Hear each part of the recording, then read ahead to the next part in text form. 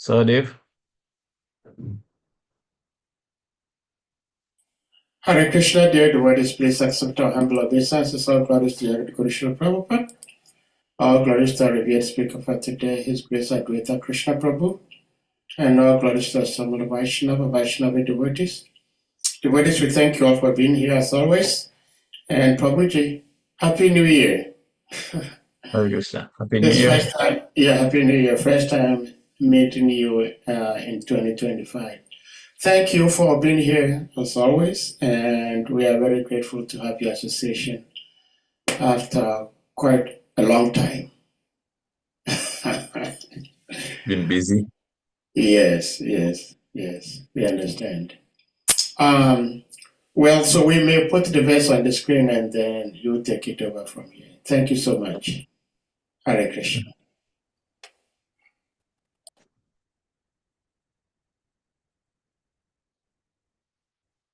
Om Ajnanatimirandasya Gyananjanashalakaya Chakshurunmilitam Yena Tasmai Sri Guruve Namaha Sri Chaitanya Manobhishtam Stapitam Yena Bhutale Swayam Rupa Kadamaiham Dadati Sapatantikam Vandeham Sri Guru Shri Yutapadakamalam Sri Gurung Vaishnavanscha Shrirupam Sagrajatam Sahagana Raghunathanvitam Tam Sajivam Sadvaitam Savadutam Parijana Sahitam Krishna Chaitanya Devam Sri Radha Krishna Padan Sahagana Lalita Sivishakhanvitanscha Namam Vishnupadaya Krishna Pristhaya Bhutale Srimati Bhaktivedanta Swami Niti Namine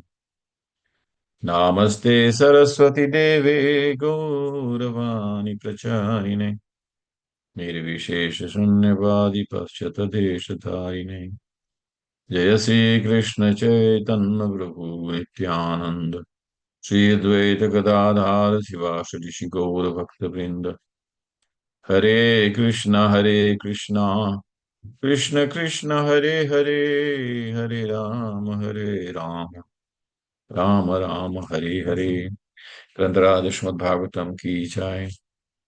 So today we are reading from Srimad Bhagavatam, third canto, and chapter 5. It's a very interesting chapter.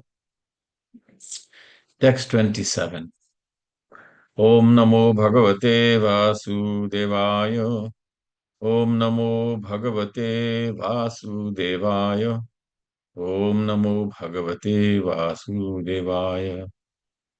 Narayanam Namaskrityam Naram Chaiva Narottamam Devim Saraswatim Vyasam Tato Jayamudhiraye Nastaprayeshu Abhatreshu Nityam Bhagavata Sevaya Bhagavati Uttama Bhakti Bhavati Naistiki Grantaraj Srimad Bhagavatam Ki Jai.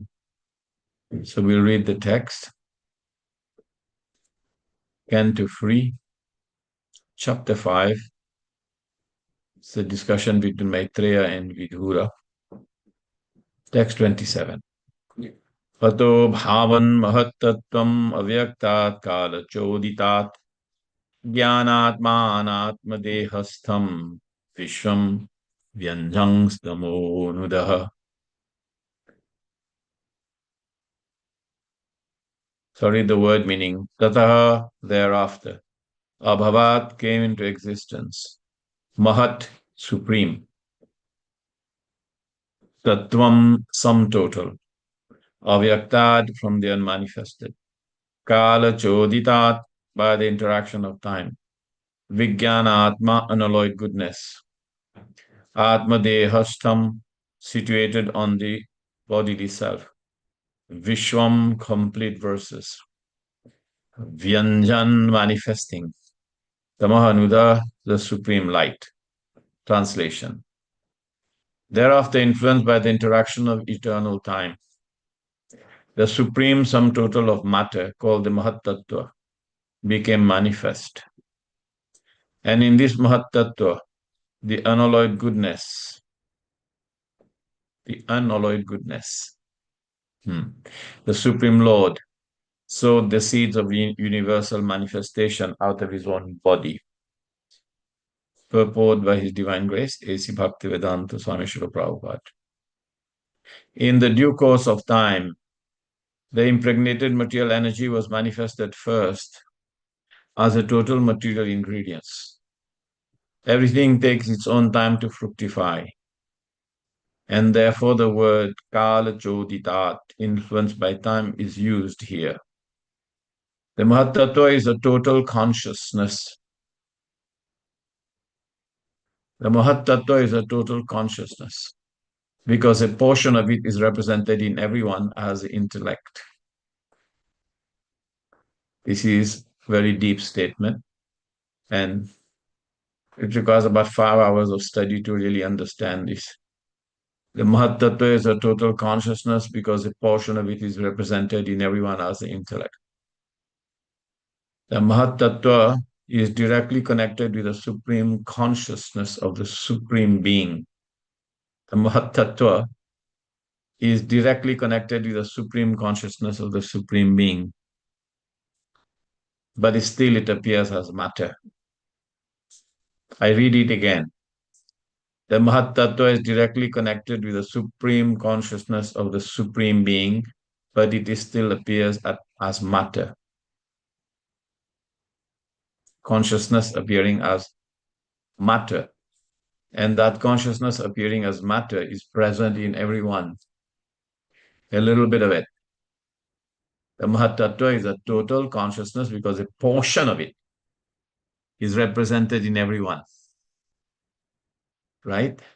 So the Mahatattva or shadow of pure consciousness, the Mahatattva or shadow of pure consciousness. What Prabhupada is saying is a pure consciousness is coming from the Lord,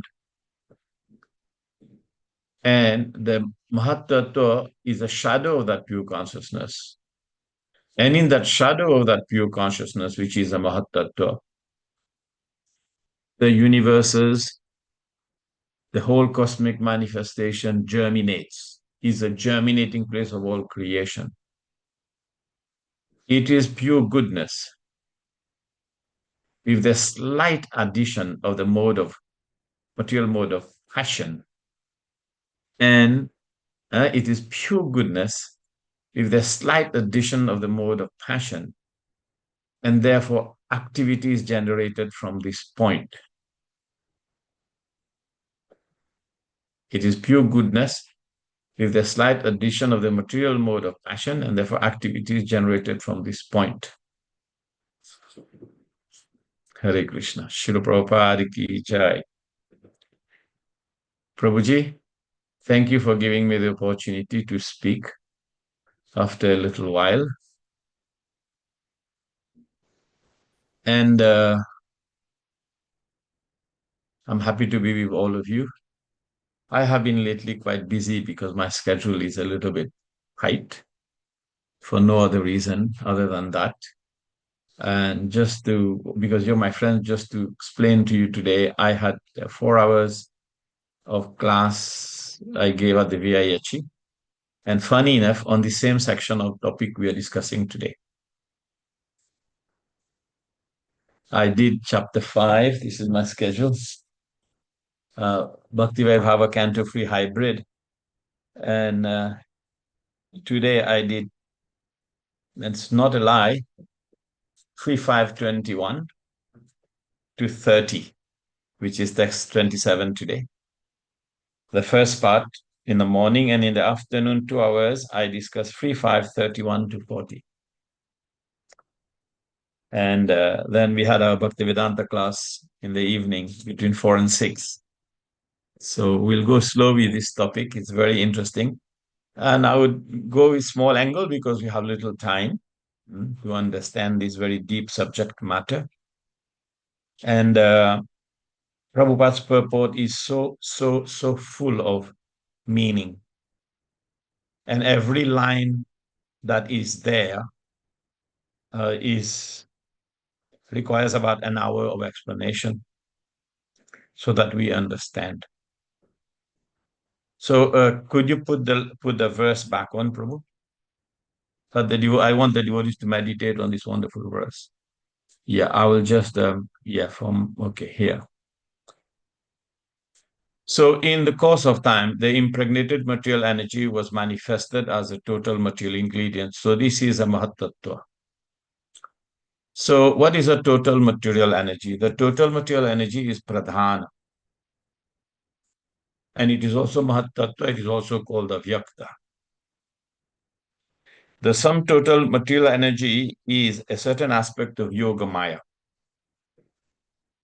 The sum total of material energy, certain aspect of Yoga Maya. And this is explained by Srila Prabhupada in this verse 21 somewhere, in the same section. And a certain aspect of Yoga Maya takes the form of the material energy, and that form of the material energy is actually invisible in the beginning. It is called avyakta, unmanifest. But Lord Karanodakshaya Vishnu, Mahavishnu, he desires to see this material energy. And then when the material energy is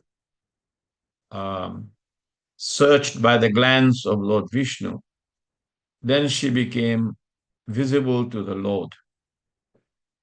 This sum total material energy, when it becomes visible to the Lord, then the Lord impregnates it with his glances. You're talking about Lord Mahavishnu, Karanodakashayi Vishnu. Prabhupada often calls this sum total material energy as pradhana, like a cloud in a certain section of the paravyoma, of the spiritual sky, whereby everything is Brahman, Brahmajyoti. So when the Lord is actually impregnating, he's impregnating two things he impregnates in the sum total material energy. He impregnates the aspect of kala, time. So at this point, time is inexistent. Everything is a function of the Lord. But when the Lord looks at the sum total material energy, which is called Mahatattva here, or is called Pradhana, or is called Avyakta. We'll distinguish between this in a minute. When the Lord looks at it, he impregnates it with the first aspect of his drishti, being the seer, being the one who sees, and we all seen, everything is seen. He is subjective, everything is an object for him.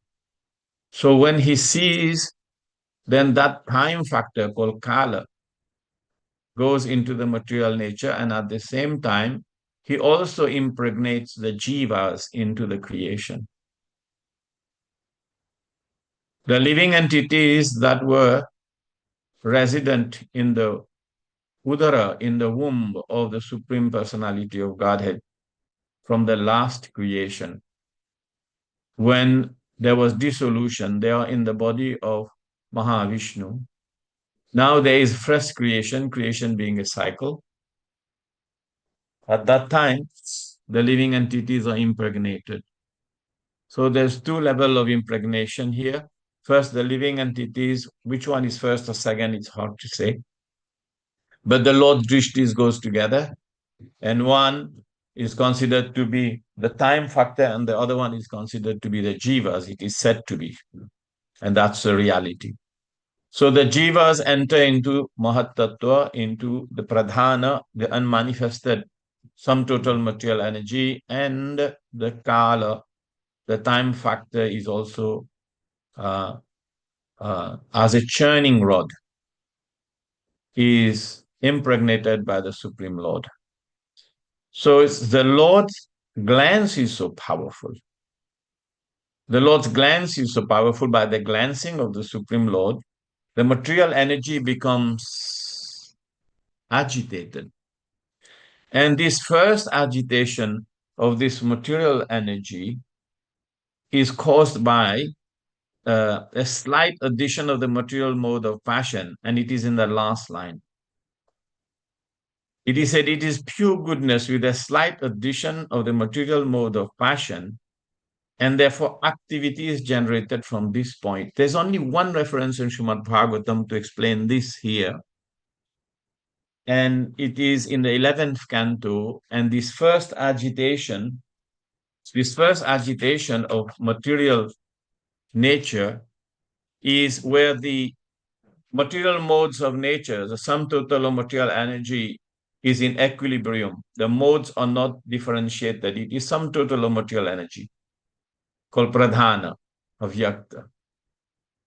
But there is a first sutra, first thread that goes through.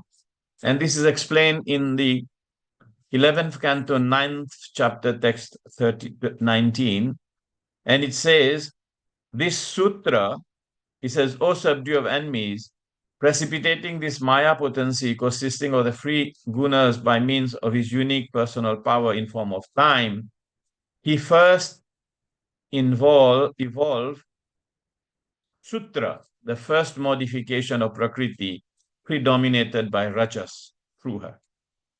So the first modification of Prakriti, some total material nature, is precipitated by Rajas, and 11.9.19. The translation may be slightly different. This translation was done by the followers of Srila Prabhupada, and it may not be very So he said, this sutra is called the manifestation of the free gunas, which generates the universe of diverse form through which it runs like a thread. It's called sutra. And by which the living entities rotate in the cycle of birth and death. So you understand, you go back to the verse. I will just base my whole lecture on the verse. Yeah. So, so now we see that there's a modification. The whole material, sum total of material energy is agitated, right, by Rajoguna. And then the other gunas also come into play. So therefore, the sum total material energy, which initially is in equilibrium, now it comes into, it is called guna vaisamya. The gunas become agitated. The tamogun, rajogun, and sattvagun become manifested. So now it is like the material energy goes into gestation. It is like very, very easy to understand. You may be sitting in a nice place like that. Okay, you may be sitting in a nice place like that. And okay, I'm going to give a gross example. And you may be looking at a beautiful lady from a distance. And you're contemplating on that person. At some point, that person will figure out that you're looking and they will turn their back and see and catch you watching. So it's a little bit like that. The Supreme Lord's glance has such power. I'm just giving a practical example. It may not be very applicable. That actually the material energy starts to get agitated because she is a consort of the Supreme Personality of Godhead. And also, it is in sleep, it is in equilibrium. And also example is given by Vishwanath Chakravarti Thakur, just like if a man wants to enjoy the consort, then he has to wake her up, so to speak. So the Supreme Personality of Godhead, in this case, we are talking about Paramatma, Karanodakshaya Vishnu. He goes in, he impregnates by his drishti, he looks at material nature. Now, why is it he looks at material nature? Because material nature is inferior energy, even though it is a certain aspect, it is a certain aspect of Yoga Maya, it is still material energy. And Lord Vishnu does not come in contact with Maya or material energy. So the drishti, the glance, it goes in there. So this Mahat Tattva, what is this Mahat Tattva? Which get agitated by Kala Chodita, influence of time. This Mahat Tattva is a sum total of consciousness. And a portion of it is represented in everyone as the intellect. What is this actually? So if you don't mind, I can just share a file that I was using today. Prabhuji, can I share?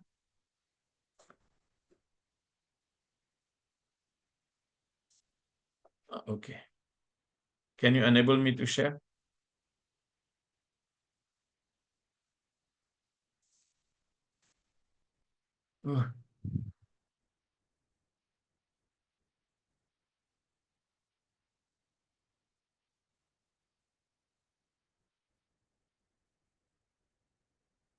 Am I able to share? Not yet. You should. You should. Yes.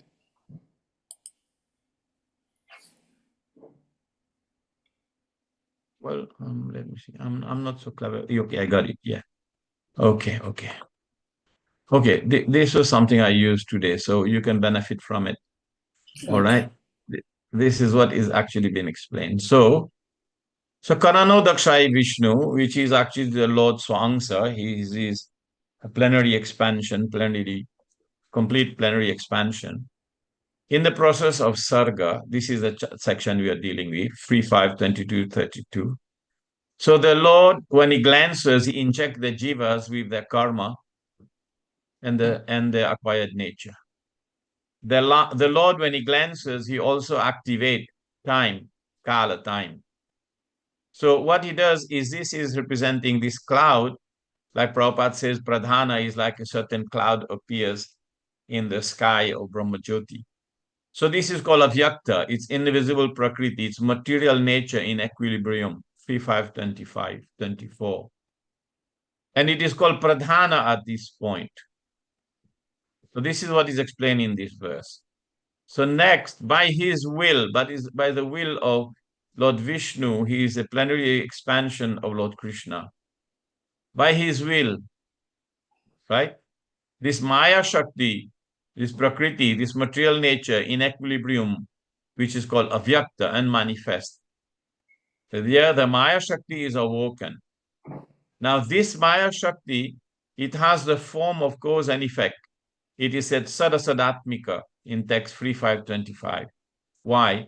Because the Jiva Shakti enters Maya Shakti, and the Jivas that enter this energy, this Maya Shakti, they have their desire based on their karma and their swabhava and the time factor. So this is now the same pradhana, the sum total material energy. There's three description, there's four names for it. This one name is avyakta and manifest. The second name is prakriti, material nature. The third name is pradhana. And the fourth name is mahattattva. And another name is mahan. 5 names. Or some other names also there. But it is essentially one thing, but sometimes intellectually, sometimes the Acharya, especially Jiva Goswami, he distinguishes between the sum total material energy as it progresses in different stages. So avyakta means it's unmanifest, it is unseen, invisible prakriti. And it is perfectly still, and it is waiting to be awoken by the Supreme Lord, by his glance. And when he is awoken, it is called Mahattattva, means that it is now in gestation, so to speak. And this Mahattattva mostly in Sattva, and it represents, why is it in Sattva? Because in pure Sattva, this Mahattattva is a reflection of the consciousness of the Supreme Personality of Godhead. So this material world, that's why it's considered a reflection of the consciousness of the Supreme Personality of Godhead. And this Mahatattva is called Mahan. And it is composed of Vijnanatma, will exist in partial form as Chitta in all bodies. And this is the verse which we are doing today. So this Mahatattva, it also has, it is Sattva Gun, mostly goodness, but it also has Rajas and Tamas. And this is what is explained in 3527 in the purport. So this Mahatattva, this consciousness, is actually, will be present as Chitta. What is Chitta? And Prabhupada used the word here, I think maybe not in here. Let me get the verse on my, please leave that here, Prabhu, don't worry about that, I'll get the verse. So 3.5. I have so many verses open today. I want the devotees to understand this because it's very nice. And you will see how our consciousness has to become pure. Okay. So he says here that in the Mahatattva is a total consciousness because a portion of it is represented in everyone as intellect. So when this Mahatattva, it transformed by the influence of mode of tamas, because now pradhana is being agitated, gunas by samya, the three modes of material nature are agitated, right? When the Mahatattva is agitated by the tamas portion of Mahatattva, it becomes ahankara. It becomes ahankara. And later on, transformation of this ahankara by different energies of the Supreme Lord in there, right, produces elements and so on and so forth. But this Mahatattva is the most important part. This Mahatattva is considered to be a shadow of pure consciousness. And at other places, it is described as Chitta or intellect. So we will discuss this Chitta and intellect. I will not go further into, I have 4 pages like this. We won't go into that. Okay, so I will just, so that gives maybe a little bit of a pictorial understanding of what we're talking about here. It is slightly more technical than that.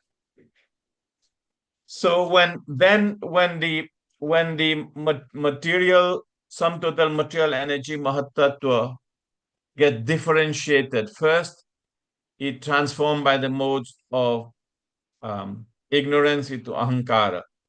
And then ahankara, from ahankara, there is mind that's generated, there's intelligence that's generated, and there are the material elements are generated. So there's ahankara, mind, intelligence. Now, most of you know ahankara, ego, mind, intelligence forms a subtle body. And the subtle body goes into the gross body, which is made out of material elements. Okay. But there's another fourth aspect to each individual. We have what we call chitta, which is a reflection of the consciousness of the Supreme Lord. Now, this is further explained a little bit further by Kapila Dev. Why I want to say chitta? Because Prabhupada very nicely explains about this chitta, this consciousness, that it is the pure form of that consciousness is what we want to get to, which is Krishna consciousness. Right now, because of the desire of the jiva, because of its interaction with the senses, engaging in material nature, and so on and so forth, this consciousness becomes contaminated. Right? Our consciousness becomes contaminated. So, but the soul never becomes contaminated. The soul always stays pure. But the soul, when it comes into the Maya Sakti, it starts to identify with the ego, with the mind, with the intelligence, and with the material elements of the body, and with the senses, and with, the pranavayu, and so on and so forth, the whole, different components of this body, and it functions as one entity. And therefore, by the effect of mind, intelligence, and false ego, and chitta, material consciousness, that whole presence of the Supreme Lord as Mahat Tattva, which is a reflection of the Supreme Consciousness, gets a little bit sullied.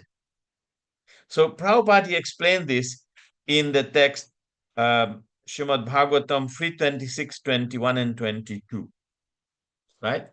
3:26, if you can put it on, Prabhu, 3:26, 21, and 22. And we will try to understand this chitta a bit more. Because here Prabhupada mentioned, first of all, the chitta is antakarana. It is a cognitive faculty. At other places, Prabhupada calls it the intellect. That is, there's a cognitive faculty inside us that make us understand, I am soul, I have a mind, I have an intellect, I have an intelligence, I have an ego, I have this material body, I have these senses. So there is an intellect that is working, right? So that intellect that is working is considered the antakarana, the internal programming in the jiva, by which we actually try to understand, right, what is going on. It is called the cognitive faculty, antakarana. It is called the chitta. And it is a storehouse of all impressions. So here, 3:26, 21, and 22. This is what, 21? Yes, Right? 21. Okay.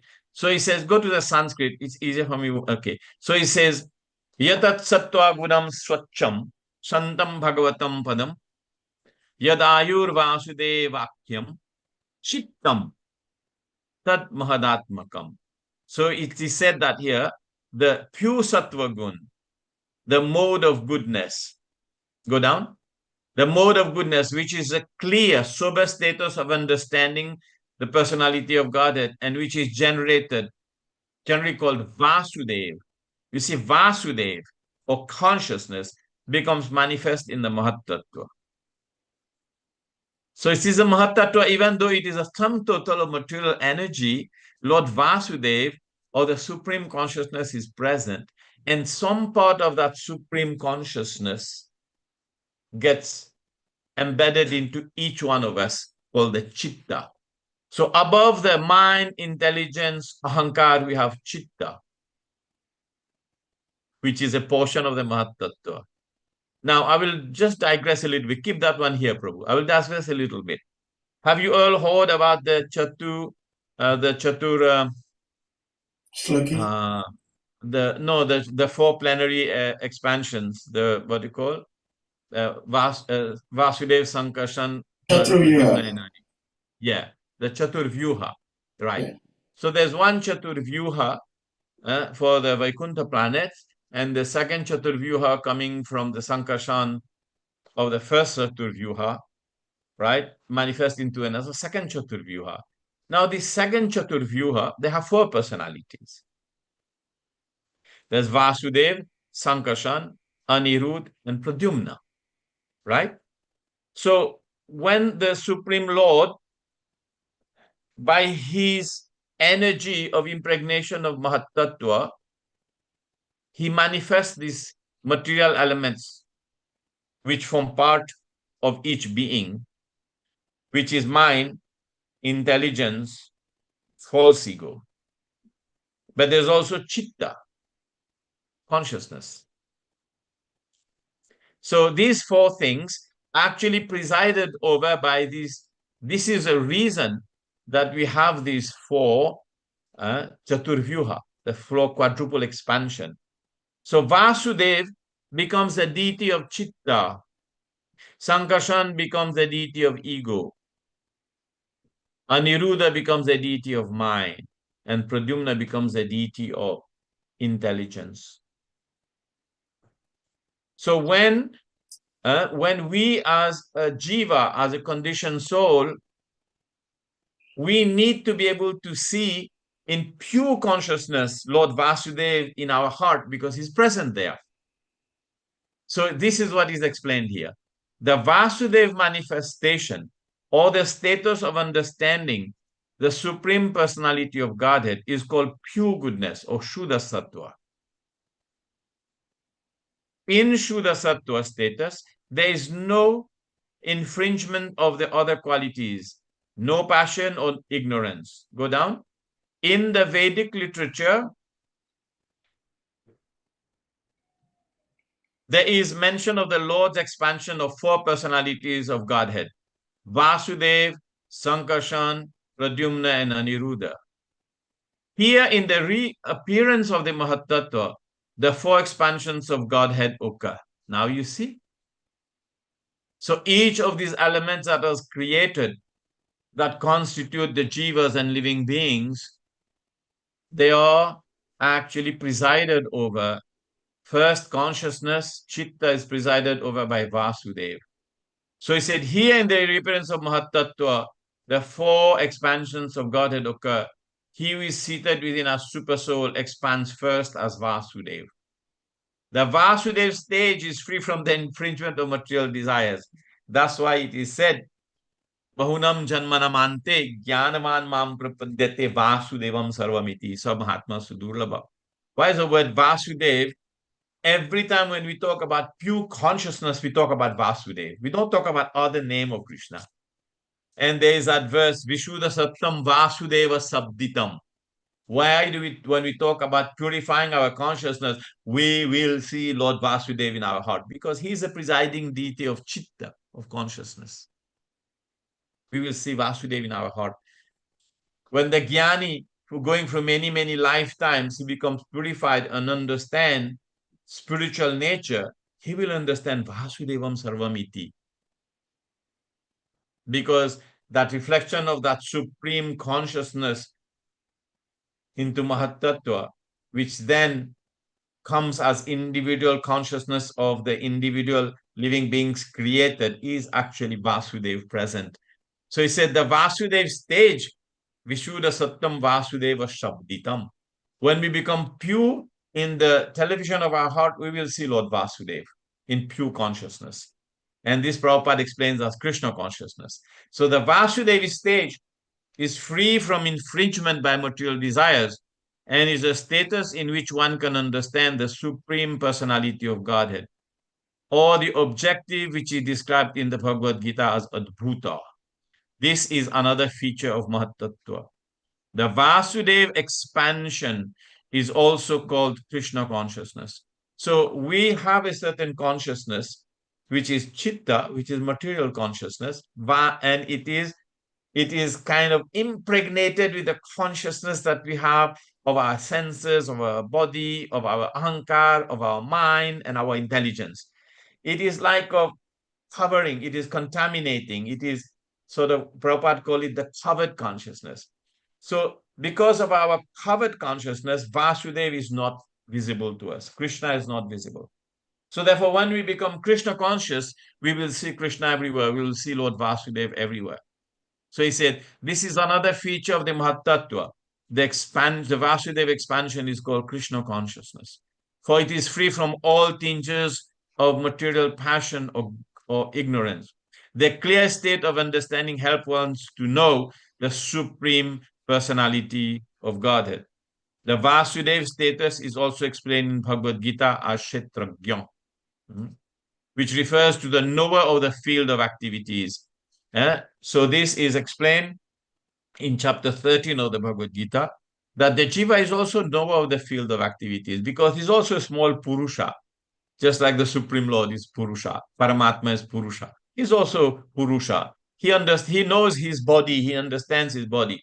But because it is covered by the passion and ignorance embedded into mind, intelligence, ego, and the senses and everything else, he is unable to see it. Right? He is unable to understand it. So the Vasudeva status is also explained in Bhagavad Gita, which refers to the knower of the field, Kshetrajna, as well as the supernova. The supernova is Paramatma. The supernova is Paramatma because he knows our bodies and he also knows the bodies of everyone else. So he's a supernova. It's not supernova. So Vasudev knows not only a particular type of body, but also the field of activities in all the different varieties of bodies. In order to be situated in clear consciousness or Krishna consciousness, one must worship Vasudeva. So Om Namo Bhagavate Vasudevaya. Why? Why? Because the whole process of spiritual life, understanding, reading, applying ourselves to Krishna consciousness is Om Namo Bhagavate. I pay my obeisances to Lord Vasudeva, who is the supreme personality of Godhead and who is the deity of my chitta, who is a deity of all consciousness. And I want to be able to see him. Where are you, my Lord? I'm only looking at the body now. Right? So it is said here, the living being who has occupied a particular type of body knows that the body, but the supernova, Vasudeva, knows not only the type of body, but also the field of activities of all different bodies, because everything is coming from Mahatattva, and he is a consciousness, super consciousness in the Mahatattva that get distributed as consciousness as all different created beings. So Vasudev, just like mind, is an element created, and then everyone also, you're working with the Antakarana, the subtle programming consists of mind, intelligence, ego, and consciousness. So Vasudev is Krishna alone. When Krishna is Vishnu, is alone. Without the accompaniment of his internal energy, he is Vasudev. You see that very deep? In order to be situated in clear consciousness or Krishna consciousness, one must worship Vasudeva. Vasudeva is Krishna alone. When Krishna or Vishnu is alone without the accompaniment of his internal energy, which means there's no yoga maya here, there's material energy, there's maya shakti here. So Vasudeva is on his own, right? Because in the spiritual world, when Vasudeva is with yoga maya, then it is Radha Krishna, it is Lakshmi Narayan, and so on and so forth. So when he's accompanied by his internal potency, he's called Dwarkadish. Yeah, that's different. So to have clear consciousness of Krishna consciousness, one has to worship Vasudeva. It is explained in Gita that after many, many births, one surrenders to Vasudeva. Such a great soul is very, very rare. Bahunam janmanamante, jnanavan mam prapadyate, Vasudevam sarvamiti, samahatma sudurlava. Prabhu, can you go to the next verse? Just read it through. It's very beautiful.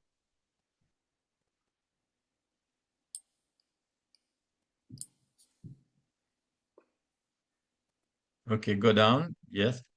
Lakshanam proktam yathapam prakritam para. Okay, go down, Prabhu, please. Okay.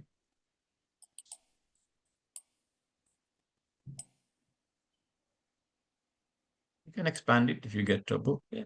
After the manifestation of the Mahatattva, these features, okay, it's all right, it's fine.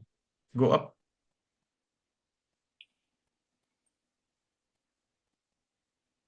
Okay, fine. After the manifestation of the Mahatattva, these features appear simultaneously as water in its natural state.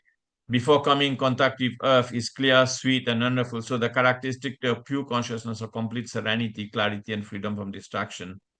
Prabhupada explained that pure status of consciousness, Krishna consciousness, exists in the beginning, just after creation. Consciousness is not polluted. So the soul comes into material nature with desires, but not a polluted consciousness. It comes with its karma and his vasanas and his swabhavas, acquired nature, right? And when he is taught to act in fruitive activities and mental speculation, the consciousness is polluted. But the consciousness, which is a reflection of the supreme consciousness in Mahatattva, is given clear. Actually, Lord Brahma, he had difficulty in the beginning. When he was trying to take the different jivas according to the karma and fit them into material bodies, he had big problem. He couldn't do it. And then he prayed to the Supreme Lord. He said, my dear Lord, it is impossible for me to take a jiva, the spirit soul, which is pure, spiritual substance, Brahman, and put it into Prakriti. It's not fitting. It's not working. Then Lord Brahma, he created 5 types of ignorance. He created more. He created Maya, Moha, Mahamoha, Tamishrananda, Tamishran. And therefore, and when he created that, he was not very happy. This is a very ungrateful job. And he said to Krishna, he said, I don't like that. But then it had to do it. So the more one becomes materially contaminated, the more consciousness becomes obscured. In pure consciousness, one can perceive a slight reflection of the Supreme Personality of Godhead. As in clear and agitated water, free from impurities, one can see everything clearly. So Prabhupada is explaining here. So, so in pure consciousness, one can see things as they are. One can see the reflection of the Supreme Personality of Godhead, and one can see his own existence as well. This state of consciousness is very pleasing. Vishuddha Sattam Vasudeva Sabdiptam. This is the pure consciousness. And in the beginning, consciousness is pure. So this Mahatattva is reflection of pure consciousness of the Lord. And this is what we have to understand here. I will stop here. Maybe I'll take some questions. Thank you, Prabhu. Very technical. You have to forgive, but that's subject matter. Well, I don't know if previous speakers have been speaking on this, because this whole section is creation, which is explained by Maitreya Rishi to Vidura, because he has asked about the Purusha avatar in the beginning of the 5th canto. He has asked 4 or 5 questions. I want to hear about the Leela incarnations. I want to hear about the Purusha incarnations. And therefore, as from text 21 onwards, or even a bit earlier, Maitreya Rishi has been explaining the process of creation. Technically, Prabhupada says creation is in Canto 1 and 2, but Vishwanath Chakravarti Thakur says that creation is a little bit in Canto 2, but mostly creation, Sarga and Visarga, is in Canto 3 and 4. So you will see there is many chapters. Chapter 5 goes on to quite a lot of chapters, explains about the different aspects of creation. And then later on, when Lord Kapila starts to explain Sankhya Yoga, he goes into detailed explanations of principles of material nature, which is chapter 26 and so on and so forth. So Vishwanath Chakravarti Thakur explains that creation is more or less in Canto 3 and Canto 4. So, but Prabhupada says it's Canto 1 and 2. There is a slight mention of creation in Canto 1, a little bit of creation in Canto 2, but detailed explanation of creation, Sharga, is actually in Canto 3. Hare Krishna. Hare Krishna. Yeah, thank you so much, Prabhuji. Like you rightly said, this is a very technical subject matter. It is not meant for the feeble-minded. But And, I will I, add something. Today I'm I the had this feeble-minded. realization. Yeah, Go today ahead. I had an interesting thing is when you start to see creation as sarga, as it unfolds, and then you see all the living entities are just a very, very small, and each individual living entity is very insignificant small part of creation. And how many different transformation of energy undergo from top, from pradhana, all the way up to the creation of the material elements, and each individual jiva is covered by a small body, and each of us is so minute. And the very reason that we study Sarga Visarga as part of the Mahapurana, which is part of Srimad Bhagavatam, is for us to understand that it is impossible by our own effort to extricate and remove ourselves from this massive, indomitable, powerful, and strong material nature by our own self. So once you study the whole creation and you look down and you look at your own, you're like a small dot of an I. You know when you write I and a dot, right? You're like a small I, the small dot of an I into a million pages of literature. You're just one small dot of an I. Or like Acharya say, you're just like one universe is just like a small seed in a bag of mustard seed. And in that one seed, there's millions and millions and millions of planets and millions of jivas. And out of those millions and millions of jivas, you're one species called humans. And out of this one species of humans, you're just one little human, one little jiva. So that's the reason we study Sarga Visarga, to become humble. To Hmm. become humble. Hare Krishna. Well, Hare Krishna. Yes, Prabhu, carry on. Yeah, dear devotees, if anyone may have questions, comments, reflections, realizations, you may want to ask or share, please indicate by using the hand emoji or your physical hand, and you will be asked to unmute to ask your question or to share your reflections or realizations. Hare Krishna. Hare This Krishna. is a difficult topic. You might not get questions. Well, Everyone is wondering. I have a question here. Yes, Prabhu. I've tried to listen to you quite attentively, and the first question I have is that what is the name for souls that are in the spiritual world?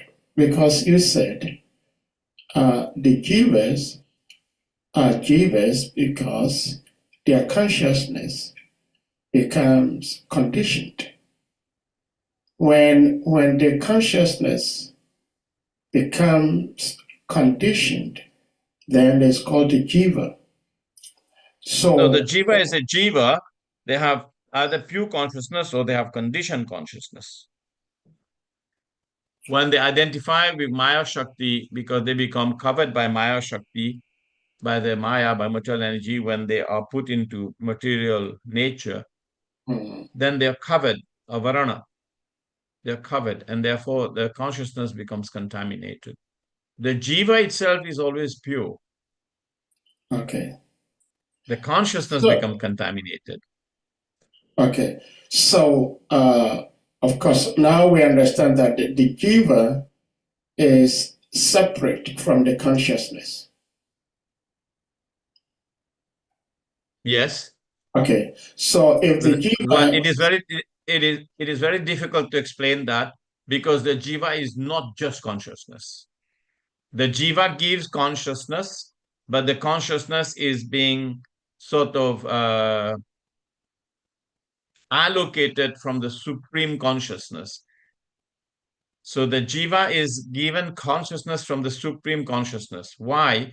Because when the jiva goes into Sushupti, the consciousness is dormant and the consciousness is not awake because Vasudeva is not present. Sushupti means goes into the dormancy state when there is no creation. So the jiva has, at this point, he goes into deep sleep, which means his consciousness is not even there. It's a very difficult topic, very difficult topic. Well, And Paramatma, yeah, go on. There are some descriptions given from this sharing that seems to indicate that Mahatattva is the source of the jiva. Mahatattva is the source of material energy. Paramatma is the source of the jiva. If you go to chapter 15, text 7, Krishna says, Mamai Vangsa Jiva Loke, Jiva Bhuta Sanatana, Manaha Shasthani Indiani Prakritishtani Karshati. The jiva, the spirit soul, is part and parcel of the Supreme Lord in very much the same way as the different incarnations of the Supreme Personality of Godhead, plenary expansions like the Leela avatars and so on and so forth. They are incarnations of the Supreme Lord. The jiva is not incarnations of the Supreme Lord, but they are bhinna prakriti. They are separated individual living beings. They are called bhinna prakriti. They are also they are spiritual in nature. They are not apara, they are para. They are spiritual in nature, and they are part and parcel of the Supreme Lord. And they get put into Mahatattva, which is a material energy. Okay, so you are somehow answering my question and clearing my doubt, but not fully at this point, in the sense that if you are saying that the super soul is the source of the jiva, I'm a little bit confused as to why that would be the case, in the sense that the super soul is even gotten from the Mahatattva. The Mahatattva is the source of the super soul. Now, the Prabhu, no, don't go further. Mahatattva is not the source of the super soul. Karano Dakshai Vishnu is Paramatma. He is the activator of Mahatattva, which is a material energy. Paramatma, which is a Swangsa of the Supreme Personality of Godhead, he is a seer. He is the one who looks at material nature and he impregnates material nature, which is a sum total of material energy. So Paramatma is a complete expansion of Krishna, the Supreme Personality of Godhead. Material nature is inferior energies, Prakriti. And the impregnation of material nature and the transformation of material nature is the creation of the material universe. But the creation of the material universe does not take place by itself. If Pradhana or Mahatattva by itself becomes the cosmic universe, then this is Mayavad philosophy. Means that the transformation of material energy occurs by itself. It's like a woman can get a baby without a man. Mahatattva is the birthplace of the material universe, but Mahatattva is impregnated by the Lord, Paramatma, with the effect of time, Kala Choditaha, and also the jivas are pushed into material nature. And the jivas are at that point residing in the womb of the Supreme Lord, Karano Dakshai Vishnu or Mahavishnu. Okay?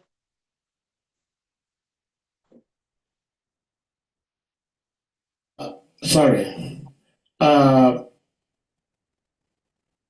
think the misunderstanding I'm having now is that I thought that Mahatattva is not different from Karandakashaya Vishnu. No, But it seems Mahatattva is that the there is a energy. difference. No. Karanodakshaya Vishnu is not Mahatattva.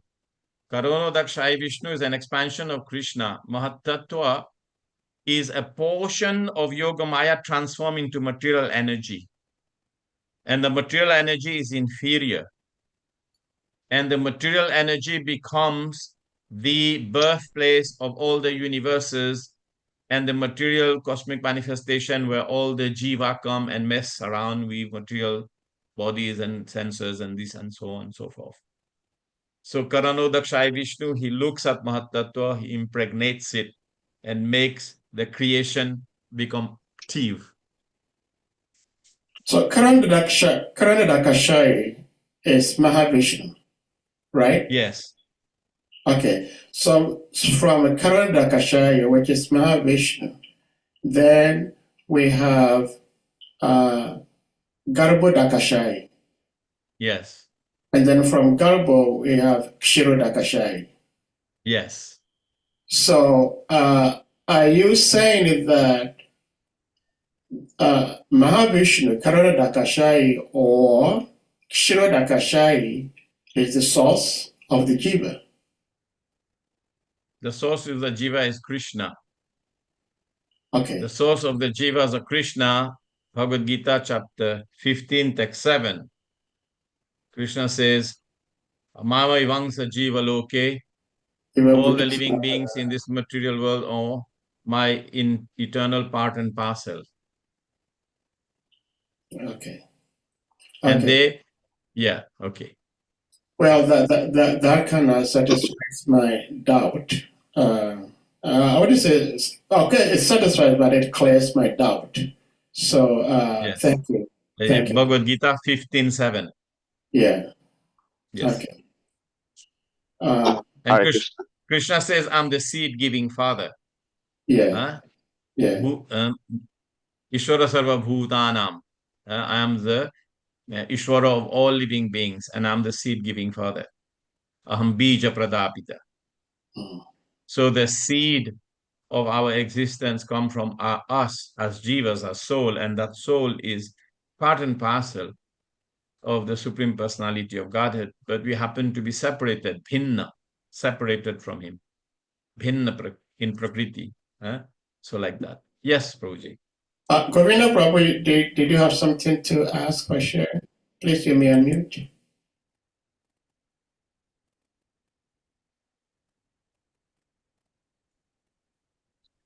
Yeah, Hare Krishna. Hare Krishna. Thank you. Hare Krishna, Dandava pranam, Prabhu. Jai Prabhu, Dandava pranam. Jai Shri Prabhupada. Yeah, God to Prabhupada. Yeah, I was going to ask a question, but I thought I should just take it like that. But since I'm given the opportunity, I will still ask. The question was asked some time back about the Paramahamsas who have to step down to a second level Parivragacharya to be able to preach. Your teachings today, you've enlightened us to understand that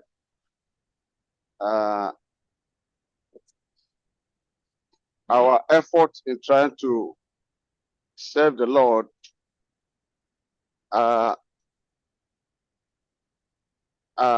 we have to come to a level of Vasudev. Vasudev consciousness. Vasudev consciousness. Vasudev consciousness. Yes, the relativity of the consciousness. And so we pray and work hard to be able to reach that level of consciousness. And you said that when one reaches the level of Vasudev, then he is no more in the material world. He sees Krishnas everywhere. Yes. He sees Krishnas everywhere. So can we call that platform as Paramahamsa? And if the answer is yes, then at what point can such a Paramahamsa closes that window to be able to see good from bad and to be able to preach? Okay, the jiva, what is the highest potential of the jiva? What is the highest attainable potential of the jiva?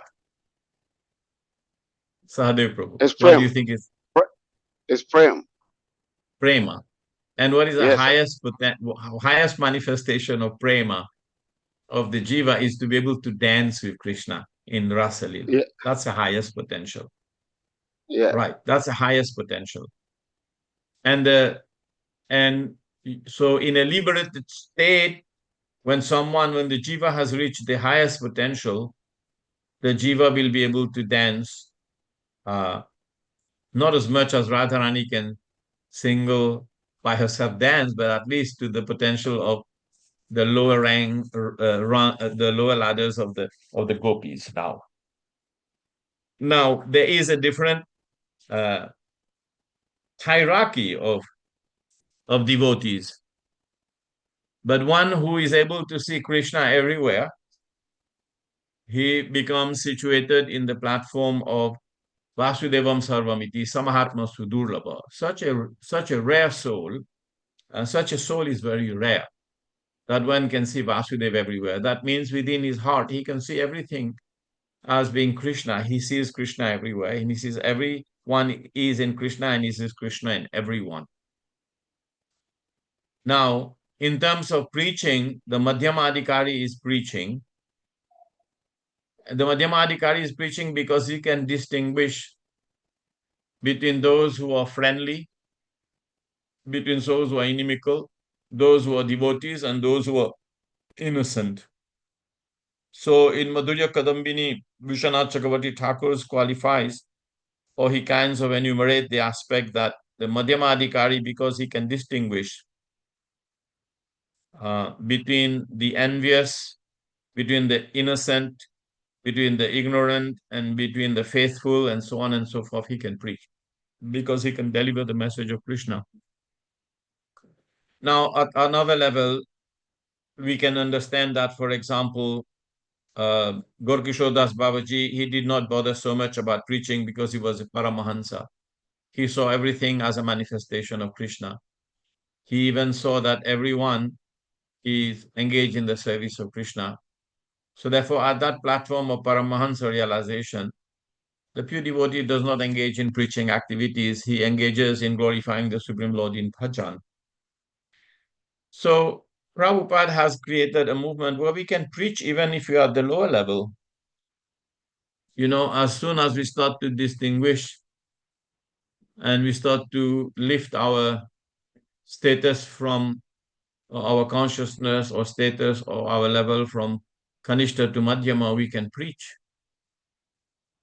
And we can preach, and we can be an instrument in Krishna's hand and become dear to Krishna, like Krishna says in the Bhagavad Gita, none more dear to him than those who preach this sacred message to his devotees or potential devotees, whatever. So we can all preach, right? And we can all be an instrument in the hands of Krishna. Because it's not always good to be always thinking about being pure devotee. What is, and also the definition of pure devotee varies so much. Prabhupada sometimes says one who is taken to the path of pure devotional service and worshipping Krishna.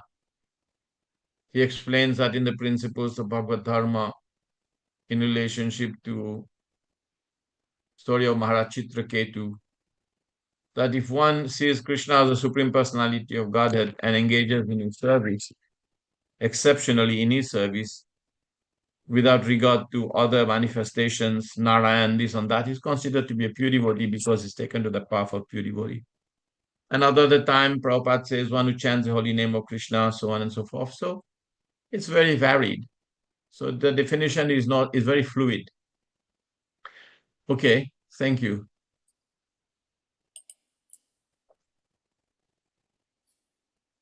Hare Krishna. Governor Prabhu, are you okay with the response? I will take one more question and then I will go because this is my 8th hour today. Yeah, Hare Krishna. yeah. Yeah, Prabhu. You Yes. indicated you were very busy there. Shri. No, no, no, no, sorry, Prabhu. Oh, okay. Yeah, I thank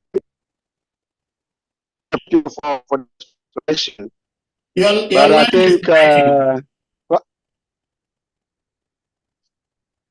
Can't hear you. okay, am I clear now?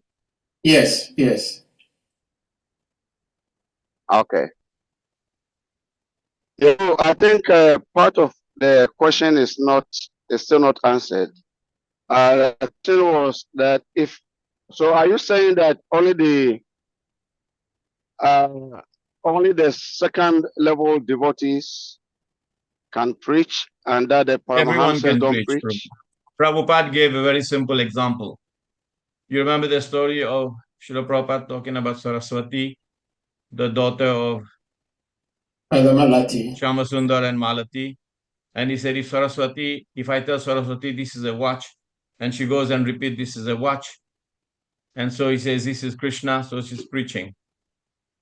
So let's not get into the dynamics of all of that. This is not the topic of my question, this is not the topic of the verses in Srimad Bhagavatam, and I always keep to the the subject matter at hand. So please, if you may ask questions, ask on the topic we discussed to enhance the discussion and also to understand the verses we read. And I stuck to what was spoken by Srila Prabhupada. So please do that as a respect. This is better way of performing Srimad Bhagavatam classes. Thank you. Yeah, yeah. I asked the question because you said to attain that Vasudev level, one sees Krishna everywhere. And that is why I connect this question to, based on what you said, that if you see Krishna everywhere, means one is a Paramahamsa. And on First, to that see platform, Krishna, how does he actually, step down? when I explain to you, if you listen carefully, I explain to you that when we start to see Krishna within his heart, in his consciousness, he starts to see Krishna, Vasudevam Sarvam. And then from there on, you can start to see Krishna everywhere. Right. But everyone can preach. Saraswati can preach by saying, oh, this is Krishna. And this is what Prabhupada's mission is all about. And many times you have karmis have actually, guided people to go to Krishna consciousness. So it's Krishna's, he can use anything. Agyata Sukriti is there, and anyone can be an instrument of Krishna if the person's Sukriti is mature enough to come to Krishna consciousness.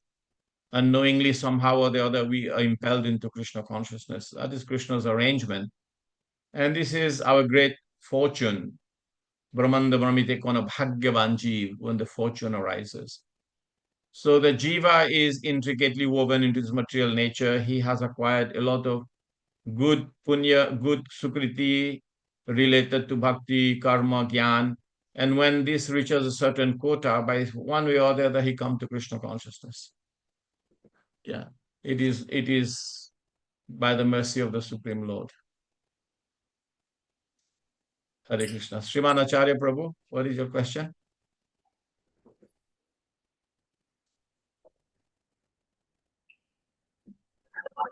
Jai Prabhuji, please accept my humble obeisance.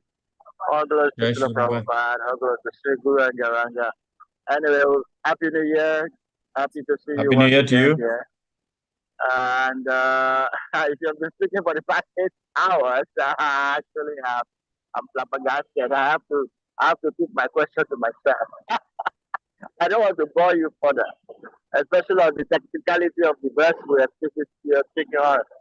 But if you allow me, I just give a small comment on what Govinda Prabhu is asking as a question. I have a question, but I not want to bother you further into the technicality. Shrimad Prabhu, please. I think you're using an earpiece. It's kind of muffled a little bit. Is that why there is a... And because I'm also driving, so that's why. Okay. So anyway, just 1 minute. If you are hearing me, I can go on. If you don't hear me, I have to Yes. You can go on. Okay, now fine. Yeah, so, Prabhuji, with your permission, I just want to say to Govinda Prabhu's question or his what is preoccupation. Uh, we have a good example of Paramahansa in the story of Jad Bharat. So Jad Bharat was seeing Krishna everywhere. He would not want to step on a small ant or anything. And when he was asked to carry the king, Rahul Ganak, and he was walking zigzag because he was avoiding to step on ants. So Rahul Ganak asked him, "Why are you doing this?" And you all know the story. So he told him, today you are king, tomorrow you can be in the body of those ants, and I'm trying to avoid to step on them. So Maharaj Rahul Ganak became very curious, and he said, "Please instruct me more about this subject of Atma, of the Atma Gyan." And Jad Bharat said, "I'm very sorry, I don't take disciples, I don't push anybody." You see, it was a Paramahamsa, but then when the king wanted to become his disciple, he refused. He said, "So I'm sorry, you can go and find a guru, but I'm not interested in that. But I just have to inform you why I'm working with that." So I think we can learn a lot from the story of Jad Bharat, the consciousness of the Paramahamsas. They are they see Krishna everywhere, but at the same time they are detached from wanting to take glory or accept disciples or something like that. So that is just my small contribution. So please, I don't know whether it adds something to Prabhu's curiosity. Hare Krishna. Thank you, Prabhu. Thank you very much. I look At forward the to seeing same you time, again. Hare Krishna, Prabhu, thank you. And at the same time, Jad Bharat started instructing Rahugana in the next chapter. He started instructing Rahugana about the soul, about the mind, about the chitta, about the intelligence, about the covering of the soul. And he went on, instructions of Maharaj Rahugana in Canto. It goes on for like 2 chapters or 3 chapters. He still carried on preaching and teaching Maharaj Rahugana. It's also very nice. Because, Varaprabhu, the principle is also the psychology of compassion is that when a devotee comes to see Vasudev, his consciousness becomes completely pure. And a devotee, his first symptom is compassion. He becomes very compassionate, and he can sense the suffering of the jiva, the suffering of the embodied jiva, of the embodied living beings. So therefore, he immediately will sense the suffering of the jiva, and he will try to liberate him. He will try to give him transcendental knowledge. So that's the psychology of compassion.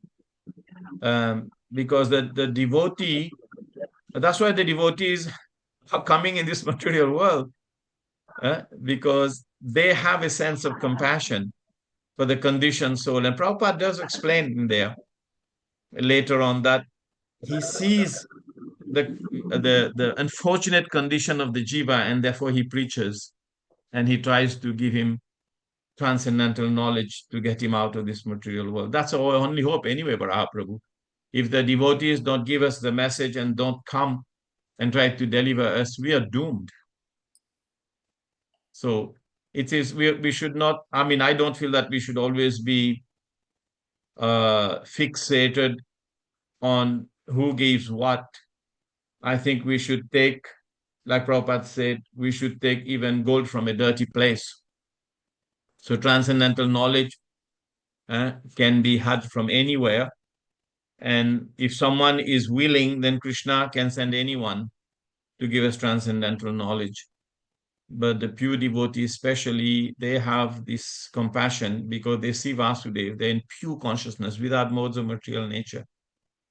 And the very first quality of a pure devotee is compassion. So he preaches. When you think about Prabhupada, Varaha, when he was 70-year-old, what kind of a compassion could it have been that he gave up the comfort and the spiritual comfort of his home in Vrindavan and decided to go to Paschata Desh, to a Western country with all this hardship and everything, because he was touched by compassion. And then anyone can have a little compassion. Yeah, Hare Hare Krishna. Krishna, it's thank you. It's quite unfortunate because of your time and your assignment today, you may have to go. But I Thank you. still believe that despite the wonderful explanations given, Govinda Prabhu's question has not been answered yet. Even with Srimad Varaha Prabhu's contribution, because but like we're saying, your time is limited. But his question is that the scriptures say that those who are Paramhamsas, very, very topmost pure devotees, they do not preach. And in order for them to preach, they have to come to the level of Madhyama. So he's wondering if someone already sees Krishna everywhere, he's Paramhamsa, and if that person now steps down to Madhyama level, where you see, like it said in the invocation of I think that I can Upanishad. explain. I can understand. I just explained it. Maybe you're not. One Let me second, finish. please. That Sri Upanishad says that everything coming from the supreme whole is complete and pure. So based on this, they do not preach. So Prabhuji, you just heard one example. Paramahansa, you heard one example of a Paramahansa in Srimad Bhagavatam. And what do you think? Narad Muni is not a Paramahansa? Vyasadeva is not a Paramahansa? What do you think? Bhishma Dev was not? They are not pure devotees? What do you think? Narad Muni and the four Kumaras are not Paramahansas? So if you carefully read Srimad Bhagavatam, they are preaching all over Srimad Bhagavatam.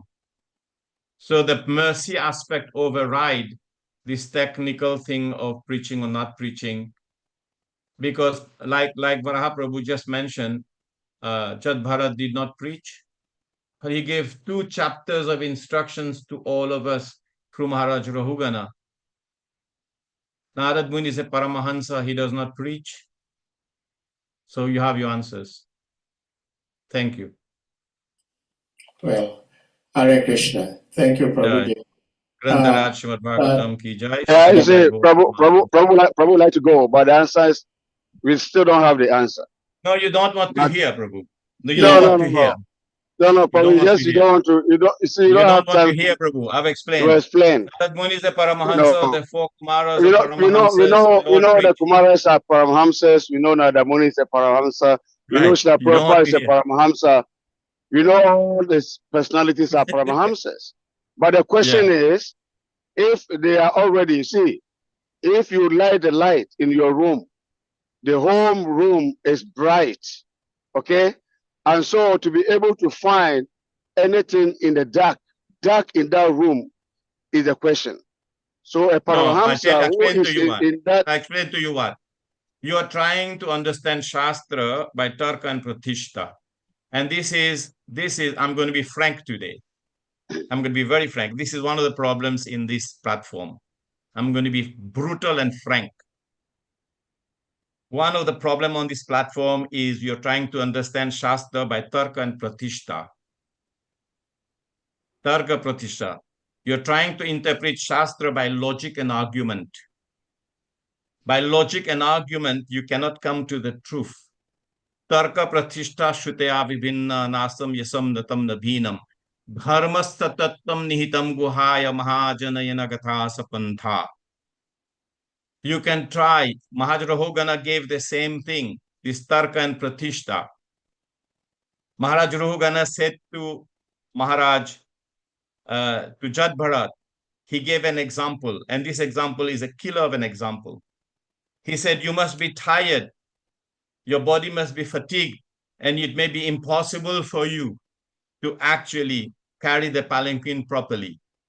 And he said, who you're speaking about? And then he gave an example. Maharaj Rahugana gave a very logical example based on excellent argument. And his argument was this. And he said, if you put a pot on a fire, and in the pot you put milk, and the fire will hit the pot, and the pot will hit the milk. And in the milk, if you put food grain, if you put grain of rice, will not the grain of rice get cooked? What is the logic here? Yes or no?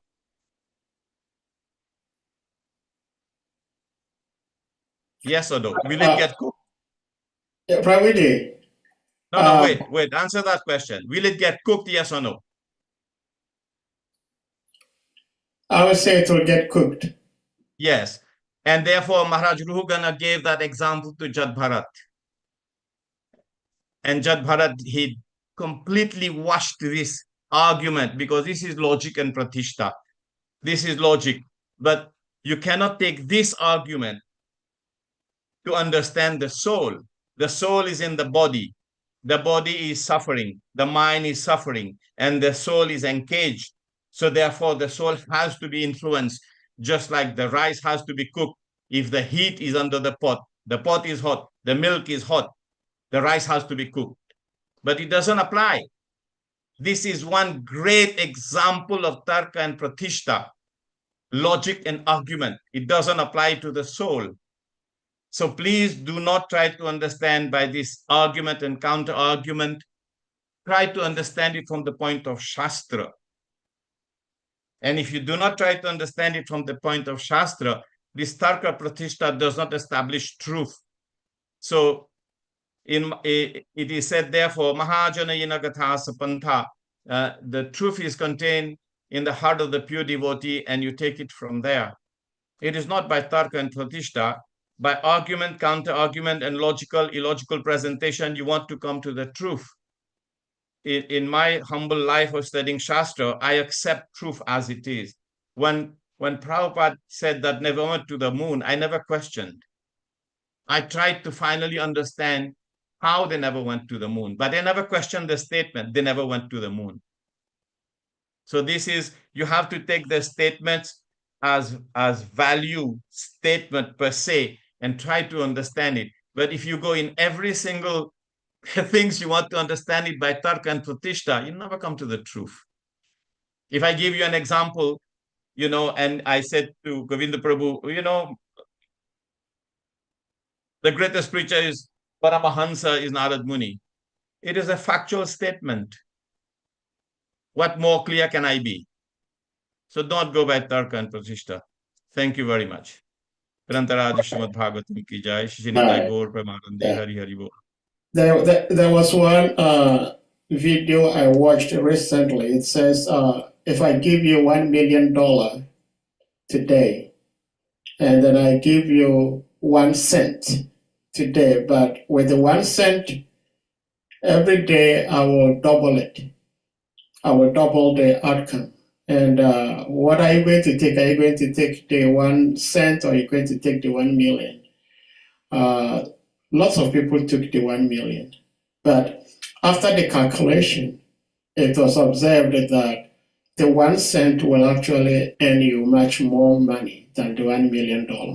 Therefore, as much as we will want to get so much from our revered speaker, ADVAITA KRISHNA Prabhu today, we would like to have him preserve his energy and life so we can have more of him in the near future. So with that being said, Prabhuji, I think we will bring this class to a close. You've spoken at length. The body needs rest so that you can continue with your service.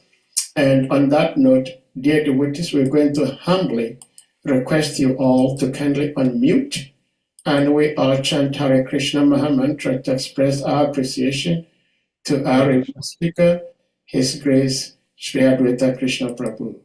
Jai. Hare Krishna. Hare Krishna, Hare Krishna, Hare Krishna, Krishna, Krishna, Hare Hare Hare, Hare Rama, Hare Rama,